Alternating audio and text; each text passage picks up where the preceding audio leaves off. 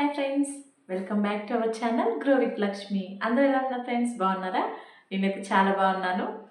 మీ అందరూ కూడా బాగుండాలని మనస్ఫూర్తిగా కోరుకుంటున్నాను. నా వాయిస్ కూడా సరైందండి, మంచిగా అయింది.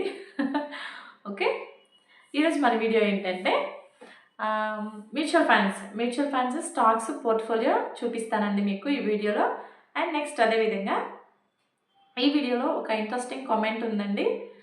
ఆ కామెంట్ ఏంటో కూడా నేను మీకు చెప్తాను. ఇంట్రెస్టింగ్ అంటే కొత్త వాళ్ళకైతే ఇంట్రెస్టింగ్గా ఉంటుందండి. తెలియని వాళ్ళకి, ఇప్పుడే స్టార్ట్ చేసే వాళ్ళకి, ఇప్పుడే మ్యూచువల్ ఫండ్స్ స్టాక్స్లో ఎంటర్ అయ్యే వాళ్ళకి చాలా ఇంట్రెస్టింగ్గా ఉంటుంది.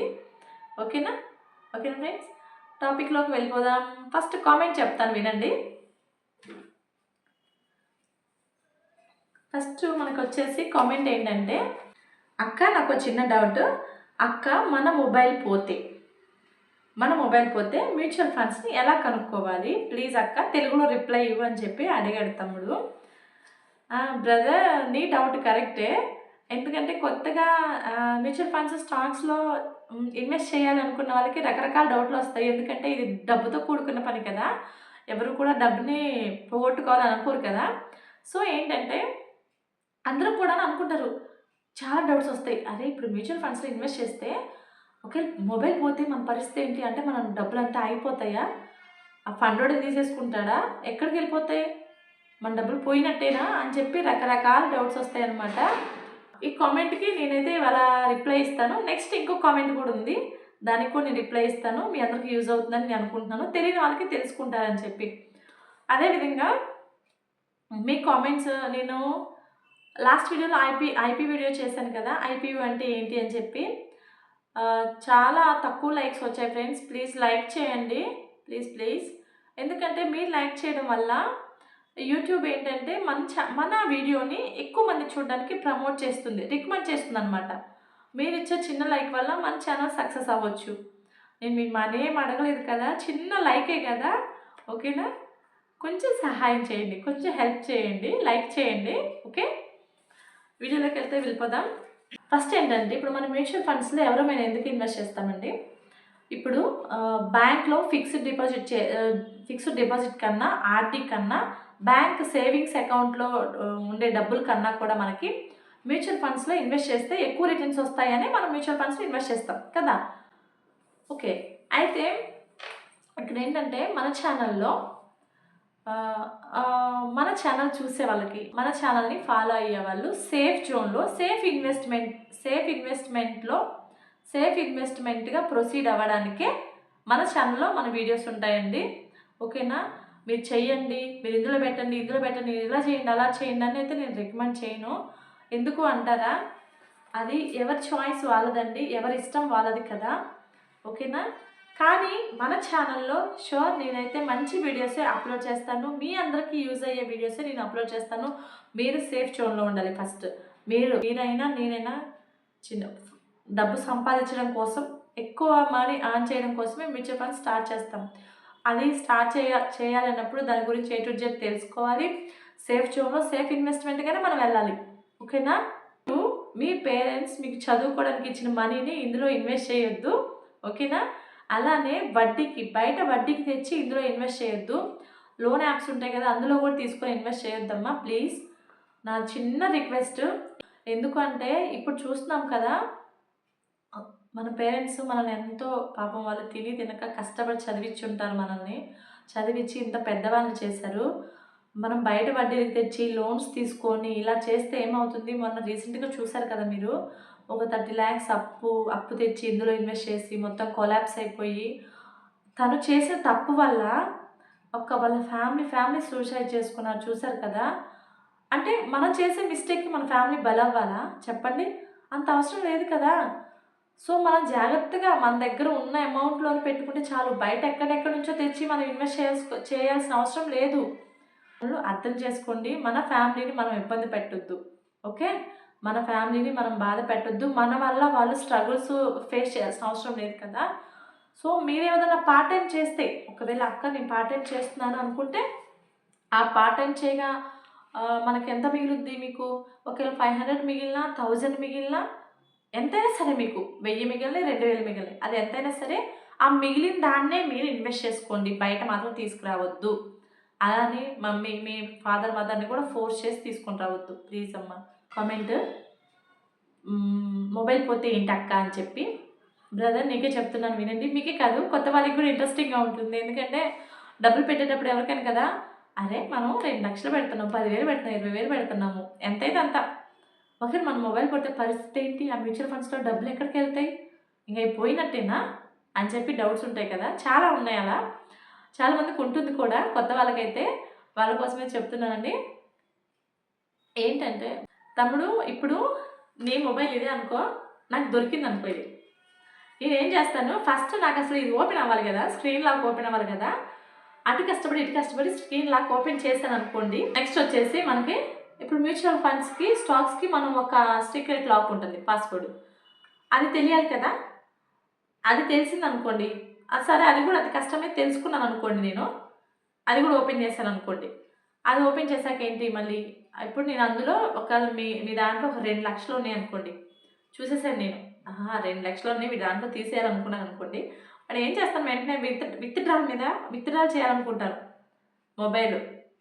మొబైల్లో ఆ మ్యూచువల్ ఫండ్స్లో ఉన్న మనీని విత్డ్రా చేయాలనుకుంటాను అనుకోండి. నేను విత్డ్రా చేయాలనుకున్నప్పుడు ఏమైందంటే, ఏదైతే మనం ట్రాన్సాక్షన్ చేస్తున్నామో అంటే మన బ్యాంక్ అకౌంట్ నుంచి మనం ట్రాన్సాక్షన్ చేస్తాము.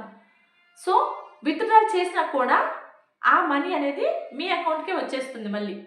అర్థమైందా? ఎవరికైనా మీ మొబైల్ దొరికితే ఆ అమౌంట్ విత్డ్రా చేసినప్పుడు మీ అకౌంట్కే వస్తుంది. మీకు ఇక్కడ ఒక డౌట్ రావచ్చు, అక్క మరి బ్యాంక్ అకౌంట్ నెంబర్ మారిస్తే ఎలా అక్క అని అంటారేమో. బ్యాంక్ అకౌంట్ నెంబర్ మార్చాలి అంటే కనీసం 2-3 డేస్ పడుతుంది కదా. ఈ 2-3 డేస్లో మన యాక్షన్ మనం తీసుకుంటాం. మన ఫర్దర్ స్టెప్ ఏం చేయాలి, మనం బ్లాక్ చేయడమా లేదంటే కంప్లైంట్ రేస్ చేయడమా అని చెప్పి ఏదో ఒక నిర్ణయం తీసుకుంటాం కదా. ఈలోపు మనం ఏదో ఒక ఐడియా థాట్ అవుతుంది, మనం ముందుకు ప్రొసీడ్ అవ్వచ్చు, అంతే కదా ఫ్రెండ్స్.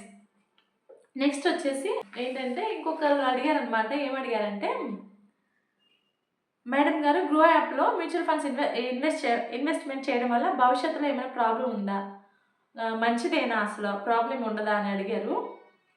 ఇప్పుడు మ్యూచువల్ ఫండ్స్ ఏంటంటే మనకి ఇప్పుడు ఫస్ట్ మొబైల్ పోతే ఏంటి అని అడిగారు. ఇది గ్రో యాప్లో ఇన్వెస్ట్ చేస్తే మంచిదా, కాన్ఫిడెంట్గా నమ్మవచ్చా, ఆ మనీ ఎక్కడికి పోవా అని అడిగారు కదా.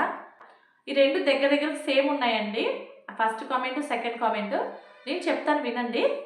ఇప్పుడు ఫస్ట్ మనం మ్యూచువల్ ఫండ్స్లో ఇన్వెస్ట్ చేయాలి అంటే మనకు పాన్ కార్డ్ అవసరం, డిమాట్ అకౌంట్, పాన్ కార్డ్. నేను లాస్ట్ వీడియోలో కూడా చెప్పాను, అంతకు ముందు వీడియోలో.